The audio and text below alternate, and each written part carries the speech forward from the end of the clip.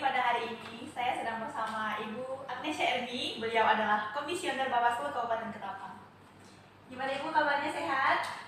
Puji Tuhan sehat. Puji Tuhan. Mbak Amanda gimana kabarnya? Puji Tuhan sehat juga Ibu. Ya. Jadi saya boleh wawancara Ibu? Oh boleh. Oke. Nah, Ibu ini kan seorang guru dulunya ya? Ya. Benar. Guru di SD. Ya SD. Sekarang Ibu jadi Komisioner di Bawaslu.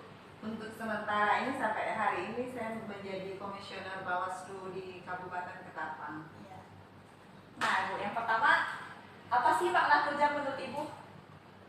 Makna kerja ya? Ya. Makna kerja itu suatu usaha yang dilakukan manusia untuk mendapatkan penghasilan untuk memenuhi suatu kebutuhan hidup manusia tersebut. Itu menurut saya secara pribadi. Iya. Oke. Apa sih alasan Ibu pindah kerja? Sebenarnya saya tidak punya alasan yang konkret untuk pindah dari guru menjadi komisioner Bawaslu.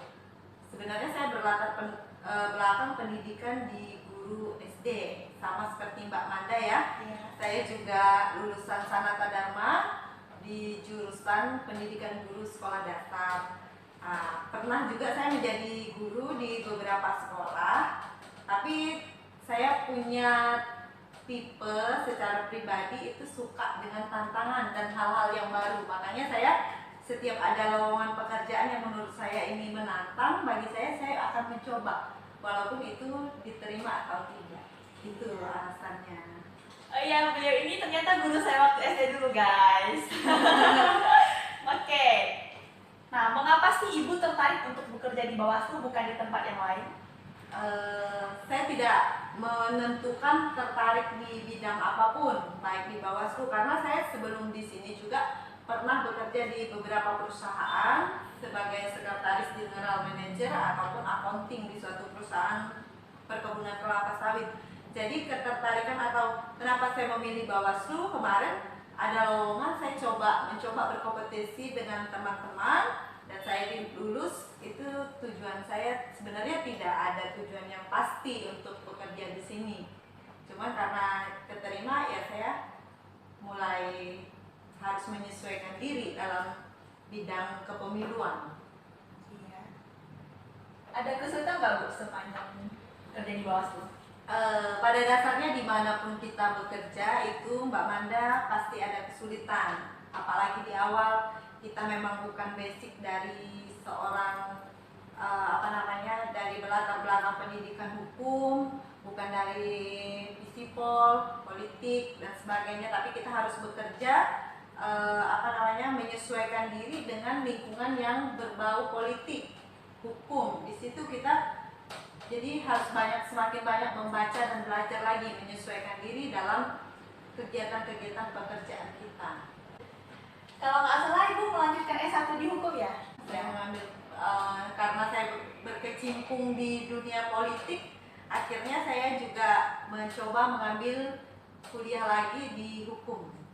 Sudah semester berapa Bu? Ini baru semester 2. Sama. Jadi kita saya diangkatan Satu angkatan beda umur. Iya. lupa. Cara beradaptasi seperti apa ya Bu?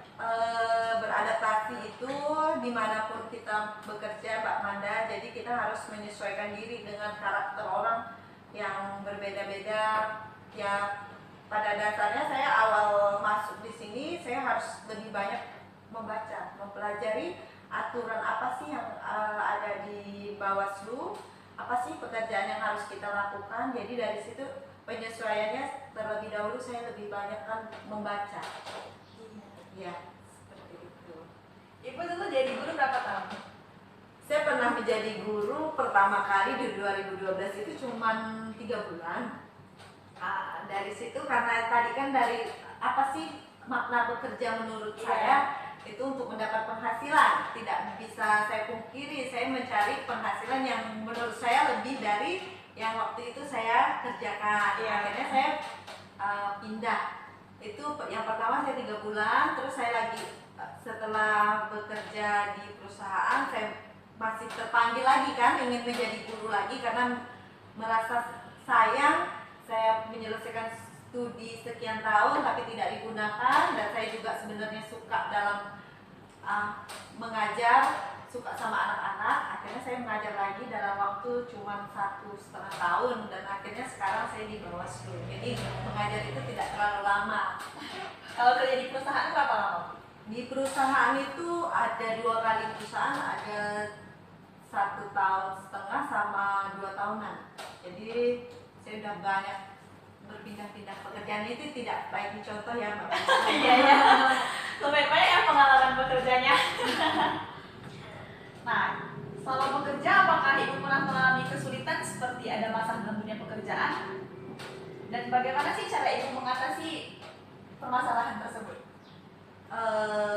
Kalau permasalahan di dunia kerja itu pasti ada ya Mbak Manda, baik waktu saya di perusahaan maupun di sini. Yang pertama pertama-tama kita di lingkungan baru, kita harus mengenal karakter orang dulu ya. Dalam bekerja, di mana kita juga harus bisa mengenal, beradaptasi, ya banyak belajar dalam arti tugas kita tuh apa, karena kita ini udah semua di sini diberi kepercayaan memimpin di Bawaslu sini. Kita punya 5 orang, kita punya karakter yang berbeda-beda. Dari situ penyesuaiannya ya sama-sama saling memahami satu sama lain. Karakter orang ini berbeda, jadi kita juga pelan-pelan mengenal karakter, mengenal sifat, karena tidak hanya dalam pekerjaan, tapi kalau dari kita miss juga, kita akan kesulitan untuk berkomunikasi dengan salah satu atau 2 rekan kerja kita. Jadi pada dasarnya kita koreksi diri kita dulu, maksudnya kita coba mengenal dan apa sih yang harus kita lakukan dalam tahap-tahapan penyesuaian. Nanti juga Mbak Manda bisa nanti bekerja pasti bisa dengan sendirinya mengetahui sih gimana sih cara menangani kendala-kendala yang dihadapi dalam bekerja. Iya. Nah, saya kan nih calon guru ya kan, Ya. guru jaga guru. Nah, ada nggak saran untuk saya ke depannya saya bekerja seperti apa? Yang pertama-tama ini kan Mbak Manda masih di semester 2. Iya, masih semester 2. Harapan saya atau pesan saya, selesaikan dulu perkuliahannya tepat waktu.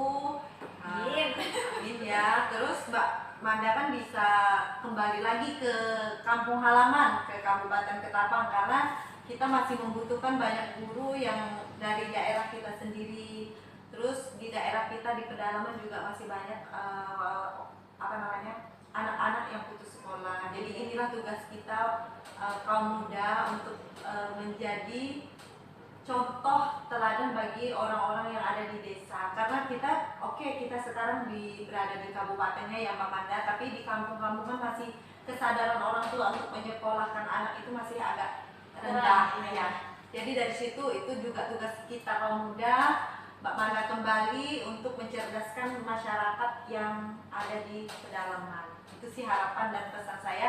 Kalau menjadi seorang guru, tetaplah menjadi guru yang bertanggung jawab. Jangan berpikir materi terus ya, jangan seperti yang saya sampaikan di atas tadi.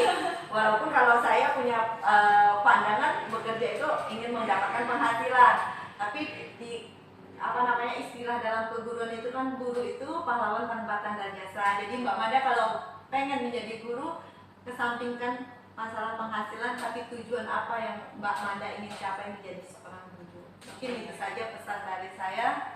Ya, terima kasih Ibu. Nah, sekarang sudah berakhir, jadi terima kasih Ibu atas waktunya. Maaf mengganggu. Sampai jumpa di lain hari. Bye.